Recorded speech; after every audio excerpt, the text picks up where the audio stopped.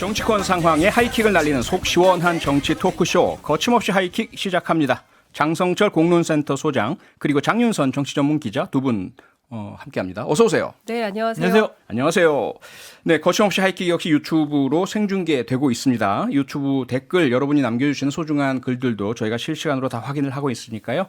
유튜브에서 표창원의 뉴스 하이킥을 검색해서 들어주시면 감사하겠습니다. 오늘 국회에서 윤석열 정부 첫 대정부 질문이 열렸는데요. 특히 이 자리에서 전현직 법무부 장관이 충돌했습니다. 어떤 상황이었는지 준비된 내용 잠깐 들어보시죠. 왜 법무부 장관이 대법관, 헌법재판관, 국무총리, 대통령, 비서실장, 수석들까지 검증해야 됩니까? 인사검증이라는 것은 대통령의 인사 권한을 보좌하는 것이기 때문에 의뢰를 받아서 대통령이 임명하는 직과 관련해서 동의를 받아서 1차적인 검증을 하는 것입니다. 제가 이 일을 하는 것이 잘못이라면 과거 정부에서 민정수석실에서 했던 인사검증 업무는 모두 위법입니다. 틀린 말이고 거짓말입니다. 전혀 그렇지 않습니다. 국무총리를 검증하고 대통령 비서실장을 검증하고 대통령의 수석들을 검증할 수 있는 왕 중의 왕, 1인 지배 시대, 그걸 한동훈 장관이 지금 하고 있는 거예요. 전혀 그렇지 않습니다. 아니면 답니까? 아니라 하면 다예요. 네, 한동훈 법무부 장관과 박범계 민주당 의원이 법무부의 인사검증과 검찰 인사 문제로 설전을 벌였는데 네, 과연 두 분은 어떻게 들으셨을지. 장성철 소장님 어떻게 들으셨어요? 기본적으로 너무 재밌게 들었다라고 재밌었어요? 말씀을 드리고요. 네. 박범계 의원이 네. 한동훈 법무부 장관에게 상당히 좀 밀리지 않았느냐. 아, 그래요? 왜냐하면 그동안 한동안 말을 못해서 좀 째려보기도 하고 네. 끝날 때쯤 좀 일단 그럼 다시 들어가라 이런 식으로 얘기를 했거든요. 네. 그러니까 논리적으로 봐도 또한 법적인 근거를 대는 한동훈 법무부 장관에게 네. 그렇게 크게 뭐 썩 압도했다? 아니면은 뭐 논리로서 이겼다? 그렇게 보기가 어렵더라고요. 네. 소리 지르는 쪽이 지는 것이다.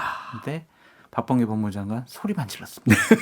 장윤선 기자님은 어떻게 보셨습니까? 네, 저도 그 점은 동의합니다. 소리를 크게 내는 사람이 싸울 때 논리적으로 따지는 사람하고 소리 지르는 사람하고 싸우면 소리 지르는 사람이 이제 좀 지게 되는 그런 건데. 근데 우리 저는 세간에서는 내용상- 목소리 큰 사람이 이겨 그러잖아요. 이제 길거리에서 몇 살이야? 뭐 이런 마이크를 그렇긴 들면 한데, 다르군요. 예, 근데 네. 사실 이제 국회 대정부 질문이었고 그런데 내용상으로 보면 네. 한동훈 장관도 사실 내용상으로 완승했다고 보기는 어렵습니다. 왜요? 왜냐하면 네. 다른 것은 몰라도 이제 핵심이 인사검증이었잖아요. 인사검증과 관련해서 인사정보관리단에서 과도하게 이를테면은 뭐 대법관들까지 정무직 공무원들에 대해서 다 인사검증을 할 수 있도록 한 점에 대한 문제 제기였거든요. 네. 이제 그 박범계 박범계 의원이? 의원의 비판은. 그리고 그래서 모든 사람들을 다 검증하다 보니까 당신이 바로 왕 중의 왕 뭐 이런 비판을 받고 있는 거다. 이제 이런 주장을 한 건데요. 네. 관련해서 한동훈 법무부 장관이 이제 본인은 대통령이 임명하는 직과 관련해서 인사검증을 하는 것이지 뭐 이게 개인적인 자의에 의한 것은 아니다라고 강조를 하면서 예. 그런 식으로 하면 과거 민정수석이 했던 것은 모두 위법이다 이렇게 얘기를 했어요. 네.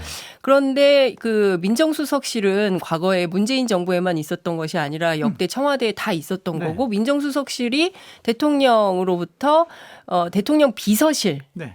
차원에서 인사검증을 한 것이었기 때문에 이 자체가 위법이라고 볼 수는 없는 것이죠.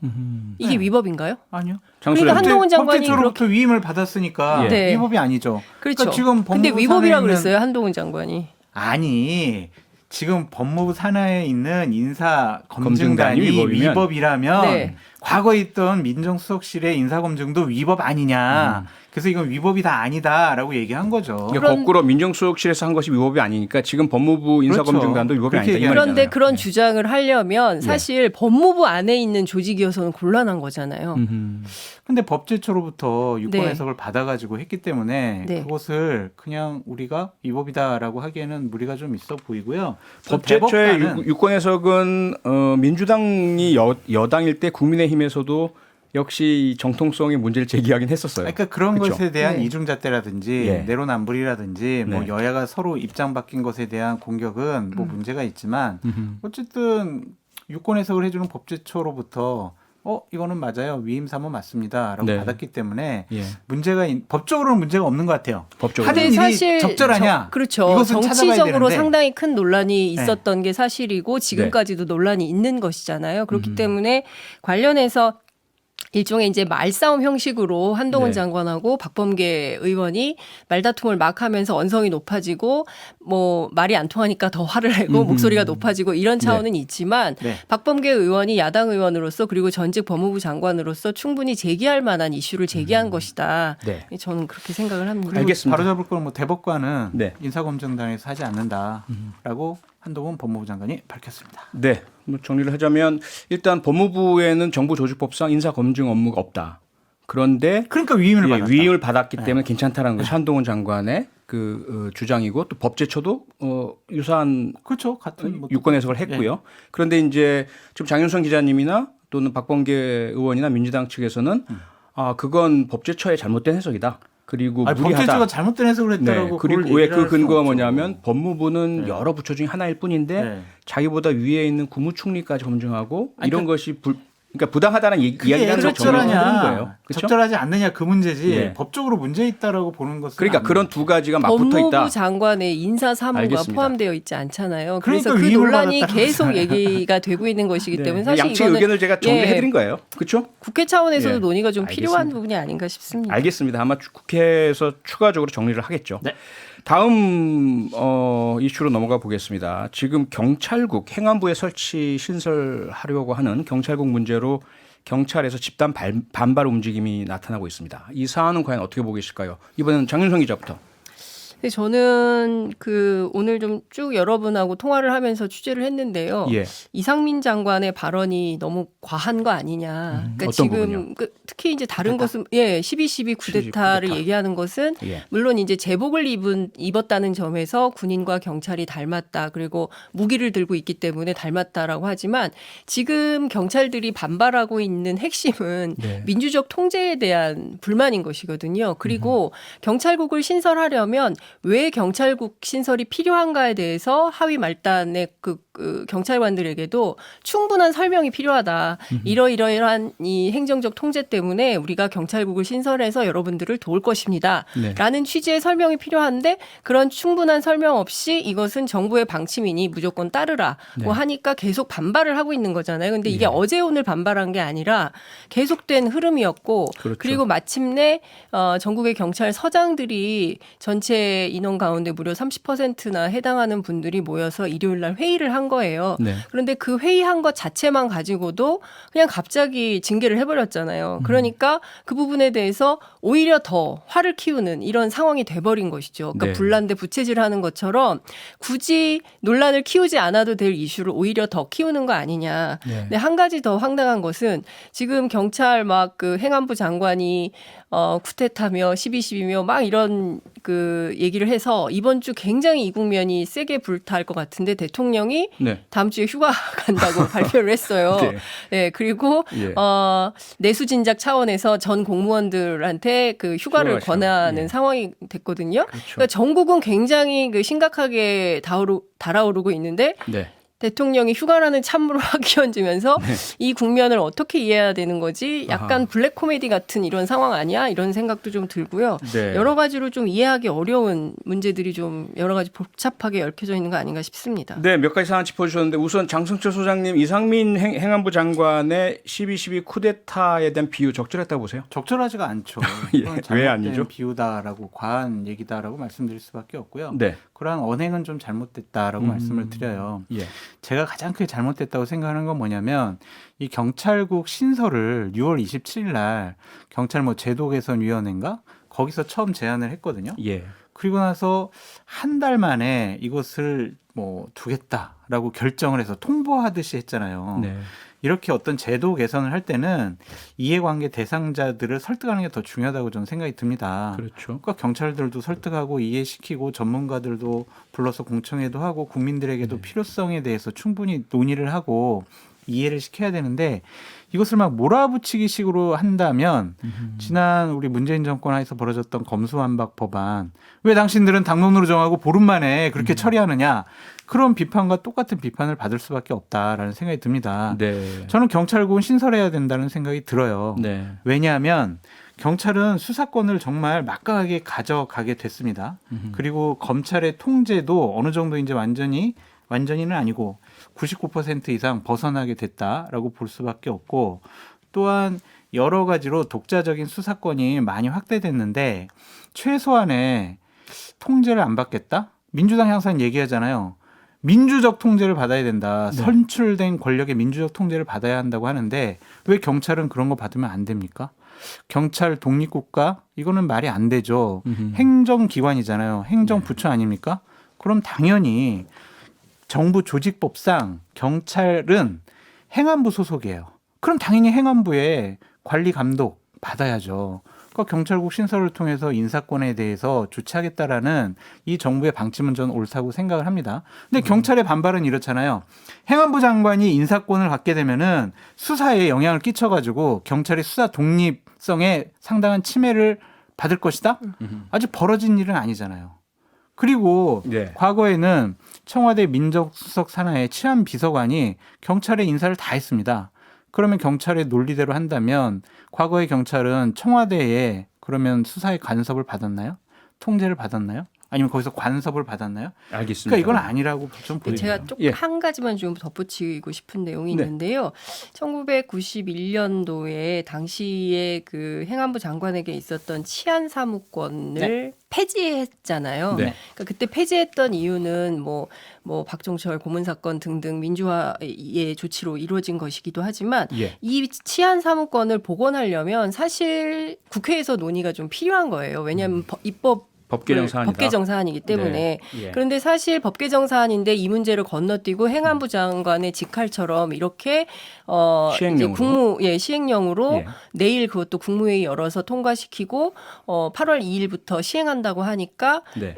뭐 정치권 일각에서는 뭐 장관에 대한 탄핵도 필요한 거 아니야라는 이야기들이 나오는 것 같습니다. 물론 지금 탄핵과 관련된 내용이 뭐 성숙했다거나 뭐 인정할 만한 상황이 있다거나 이렇게 말씀은 못 드리지만 네. 여하튼 이런 반발이 사회적으로 퍼져나간다는 것이죠. 그러니까 제가 보기에는 불필요한 논란을 그러니까 충분히 경찰 내부에게 설명하고 그럼요. 왜 네. 이게 필요한지 그렇죠. 납득되면 문제없이 갈 수 있었던 사안을 이렇게 말에 논란을 키우면서 오히려 반발심만 키우고 이제 총경뿐만 아니라 다른 하위직들도 나서서 뭐 집단행동 비슷한 회의를 하겠다고 하니 예. 이 걷잡을 수 없는 문제를 어떻게 수습할 것인가 저는 조금 네. 난공불락 상황이 아닌가 싶은 전 생각이 좀 20초만 드는 거죠. 얘기할게요. 네. 어쨌든 이게 관리를 잘못한 것 같아요. 추진 방향은 맞는 것 같다는 생각이 들고 예. 인사권을 통해서 경찰에 비대해진 권력은 분명히 견제해야 된다는 좀 생각이 들고 감찰과 징계권은 없잖아요. 그것은 법 개정 상황이기 때문에 네. 이게 너무 경찰이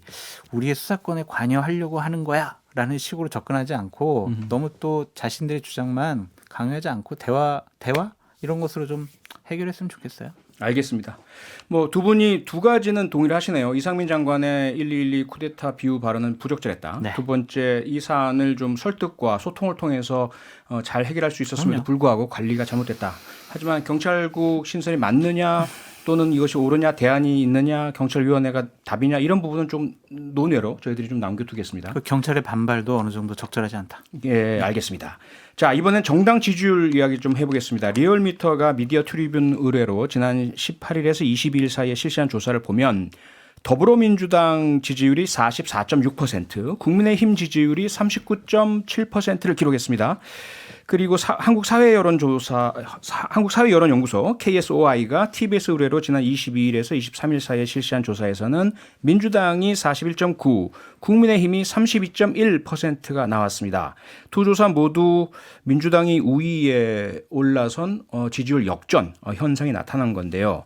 장성철 소장님 어떻게 진단하고 계세요? 국민의힘이 못하니까 민주당 지지율이 올라간 것이다라고 네. 볼 수밖에 없어요. 그러니까 예. 야당 지지율은 자신들이 잘해서 안 올라가요. 아, 반사적이다. 여당이 잘못하니까 올라가는 것이다라고 말씀을 드리고 예. 국민의힘이 제대로 된 집권 여당의 모습 보여주지 못하잖아요. 어떤 부분이 가장 문제일까요? 뭐 당대표 쫓아내네 안 쫓아내네 예. 윤석열 핵심 관계자 2명이 네가 오르네 내가 오르네 싸우고 있잖아요. 네. 민생을 챙기고 예. 나라의 어려움을 챙기고 대한민국이 나아가야 될 비전 이런 네. 것들을 얘기를 하지 않았잖아요. 지난 한 20여일 동안. 그 싸우는 두 사람은 권성동 대표와 장재원. 장전 의원 말씀하시는 거죠? 그렇죠. 예. 계속 두 분의 의견이 엇갈린다라는 얘기가 나오고 있지 않겠습니까? 네. 대통령 지지율 떨어진 것도 문제다라는 생각이 들고 예. 이 지지율 나온 거 보고 다행이다라는 생각이 좀 들었습니다. 왜 다행이라고 생각하세요? 지방선거 전에 이렇게 지지 역전됐으면 선거 이기고 국민의힘이 나서 이렇게 폭망했을 되니까. 텐데 아, 그래도 지방선거 끝나고 나서 이런 지지율 나와서 다행이다라고 생각이 듭니다. 네. 애당심이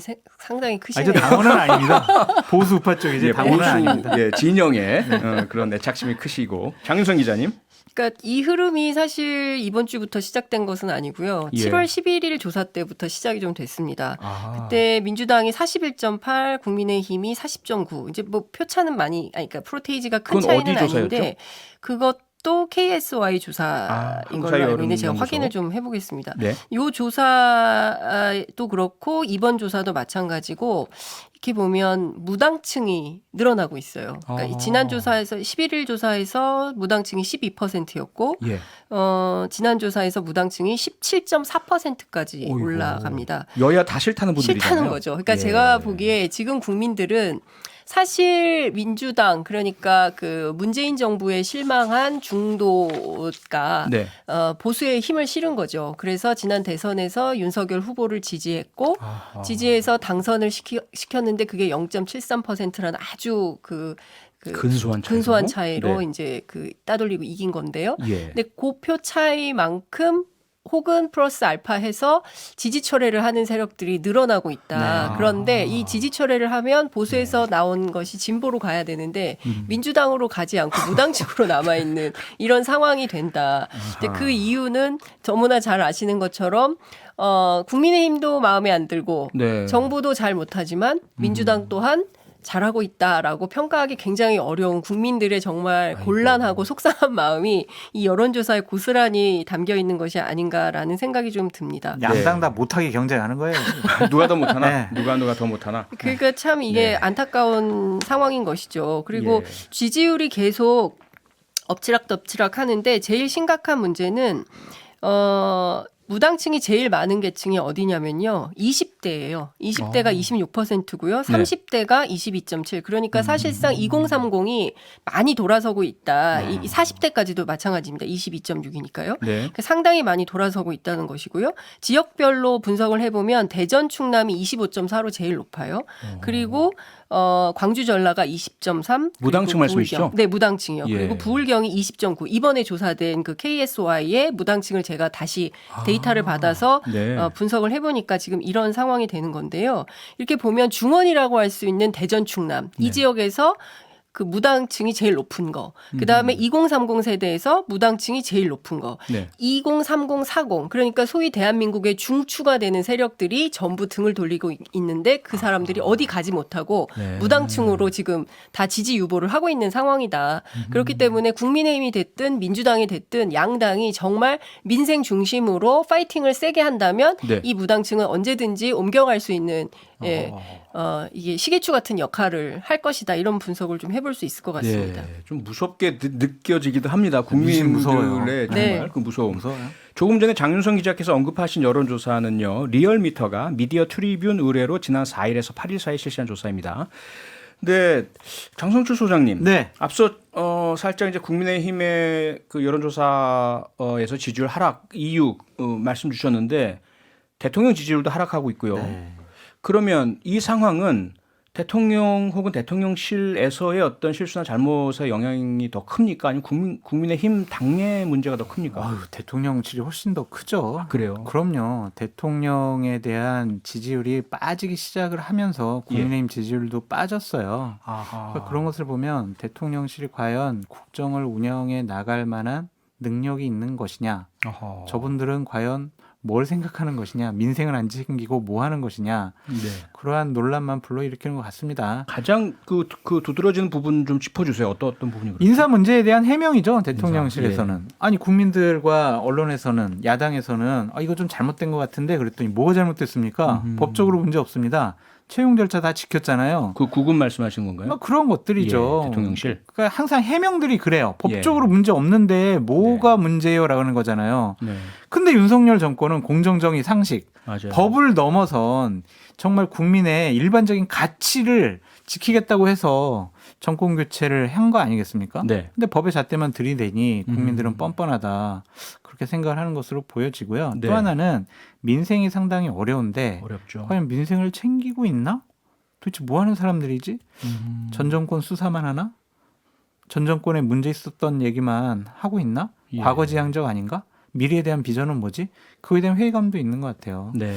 그래서 여러 가지 뭐 문제가 있겠지만 이러한 것들을 좀 전 일신해야 된다고 보여집니다. 네. 그러니까 비서실장, 뭐 대변인 이런 분들 인사 조치가 좀 필요한 거 아니냐라는 생각이 듭니다. 인사 조치가 필요하다. 네. 대통령 비서실장하고 비서진들. 네. 일이 잘 안 돼가고 있잖아요. 예. 그러면은 너무 초기 아닌가요, 그런데? 아니 근데 일이 잘 안 되고 있잖아요. 그러면 그것에 대한 책임을 대통령 바꾸라 할 수는 없잖아요. 밑에 참모들을 바꿔서 네. 새롭게 진영을 짜야죠. 장윤성 기자님 동의하세요? 그 일정 부분 동의를 하는데요. 예. 그 장성철 소장님 말씀을 김대기 실장이 들으셨나 봐요. 어제는 아, 그래요? 어제 네. 그 기자실에 내려와가지고 혹시 저 아세요? 막 아, 이러시면서 예. 제가 비서실장입니다. 하도 제가 아하. 존재감이 없다 그래서 네. 기자실에 들렀습니다 하면서 처음 나타난 거예요. 처음. 예, 2달 만에 75일인가요? 네. 지났는데 2달 넘어서 만에 이제 나타난 거죠. 비서실장이 나타나서 무슨 네. 얘기를 했냐면 이제 경찰의 그렇죠. 예, 이 총경 회의에 대해서 비판을 했어요. 그런데 네. 그 좀 더 다른 얘기를 했었으면 어땠을까라는 아쉬움이 좀 있고 국민들이 좀 바라는 해명 같은 것들이 많잖아요. 네. 특히 이제 갑자기 계속 터지는 이슈들이 있는데 그 도이치모터스 주가 조작 사건의 핵심인 권오수 회장의 그렇죠. 아들. 권오수 네. 회장의 아들이 취임식에 그것도 VIP석에 VIP. 초대받은 사실이 또 확인이 됐습니다. 네. 그러면 이거 아직 이거 그 주가 조작 사건 조사 아직 마무리 안 됐잖아요. 수사 네. 마무리 안 됐잖아요. 근데 수사 중에 있는데 VIP석에 딱 아들이 앉아 있네. 이거 어떻게 된 거지? 누가 초대한 건지 이런 거에 대한 또 해명이 좀 필요한 건데 네. 이렇다 할 설명은 안 나오고 있는 것 같습니다. 예. 그리고 그것뿐만 아니라 대폭 감세를 했잖아요. 그런데 뭐 잘 아시는 것처럼 소득세의 경우에는 좀 그 연조가 낮거나 아니면 저임금 노동자들에게는 별로 혜택이 없어요. 그러니까 물론 이제 그 중위층을 대상으로 한 것이긴 하지만 좀 네. 중산층과 서민들이 좀 이렇게 만족할 만한 그런 해법들을 내놔야 되는데 전부 재벌 대기업 혹은 또 부자들에게만 도움이 되는 감세를 해서 네. 정말 국민들에게 그 도움이 되는 다수 대중이 만족할 만한 그런 정치를 하는 것이냐에 대한 회의를 계속적으로 품고 있는 것 같고요. 네. 앞서 말씀하신 대로 공정상식 얘기했지만 주가 조작이나 뭐 이런 문제에 대해서 특별하게 뭐 잘 대처하고 있다. 이런 감이 잘 안 잡히는 문제들이 그런 거 있는 잘하시길 겁니다. 기대했는데 그러니까 그런 거 엄격하게 수사하고 음. 그야말로 일벌백계 하실 거라고 생각했는데 예. 꼭 그렇지만은 않다. 이제 이런 인상이 국민들한테는 별로 좋지 않다. 불투명하다. 불공정하다. 이런 인상을 주는 것이죠. 네. 그래서 그런지 오늘 한덕수 총리가 국회 대정부 질문 나와서 왜 지지율이 이렇게 떨어지는 것 같냐. 그러니까 네. 국민들의 기대에 만족을 제대로 시켜드리지 못해서 지지율이 떨어지는 것 같다. 이제 이런 얘기를 했어요. 그러니까 저는 총리가 이런 인식을 하고 있으면 네. 좀 변화를 해볼 만한 기대를 좀 해봐도 되지 않을까라는 생각이 좀 들기도 하는데 당의 자중질환이나 이런 부분들이 어떻게 또 영향을 미칠지 예. 그건 좀 두고 봐야 될 것 같습니다. 두고 봐야 되겠네요. 장성철 소장님, 네. 야당의 지지율 상승이 오로지 여당과 대통령실의 잘못 때문에 나타난 반사적 이익이다 말씀 주셨는데 네. 혹시라도 민주당 잘한 거 혹시 조금이라도 없습니까? 표디님 뭐 잘한 거 있다고 기억하세요? 없어요. 없습니까? 그러니까 지금 전당대회를 하고 있죠. 예. 전당대회가 진행되고 있잖아요. 준비하고 있죠. 그러니까 예. 지지층이 좀 결집하는 효과가 있지 않을까. 지지층 결집. 예, 그런 좀 생각이 들어요. 네. 그래서 민주당이 이번에 전당대회 때 예. 뭐 민주당과 진보 진영이 살아나갈 수 있는 국민의 사랑을 다시 받을 수 있는 네. 비전과 철학과 가치관을 제시하지 못하고 예. 이재명 대 반이재명 이런 식으로 가면은 민주당도 다시 국민의 관심 받기 어렵죠. 알겠습니다. 자, 시간이 거의 없어서 마지막으로 이 부분 대통령실하고 여당에서 지지율 하락의 원인으로 국정 홍보 부족 이런 진단을 내놨습니다. 지금 윤석열 대통령 정부 업무 보고 봤는데 한 사람씩 그냥 네. 독대. 이 부분은 어떻게 보세요? 그래서 1대1 압박 면접을 하신다 그래서 누가 누구를 압박하는 거냐 이제 예. 이런 댓글들 우스개 농담이 걸렸는 걸 봤었는데요. 네.